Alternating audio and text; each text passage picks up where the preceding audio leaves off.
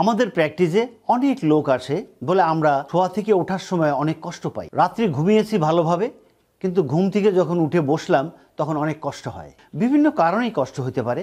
অনেকে হয়তো ডিস্ক প্রবলেমে আছে, অনেকের মাসেল প্রবলেম আছে, অনেকের স্পাইনাল জয়েন্ট প্রবলেমে আছে। কিন্তু সকালে ঘুম থেকে আপনি কি নিয়মে উঠবেন এবং ওঠার পরে সামনে ঝুঁকে কোনো জিনিস আধা ঘন্টার মধ্যে উঠাবেন না। চলুন আমরা দেখে নিই এই ভিডিওটি। ঘুম থেকে ওঠার পরে আপনি 2 পা এরকম বাঁকা করুন। ধরুন আপনি ডান দিকে উঠবেন, তাহলে ডান দিকে একই সঙ্গে একটা স্টিকের মতো, এরকম একটা স্টিকের মতো আপনাকে ঘুরতে হবে। আপনার ডান শোল্ডার এবং এই পেলভিস এবং পা একসঙ্গে আপনি কাত হবেন। কাত হওয়ার পরে ওঠার জন্যে আপনি আপনার বাম হাতকে বিছানায় দিলেন।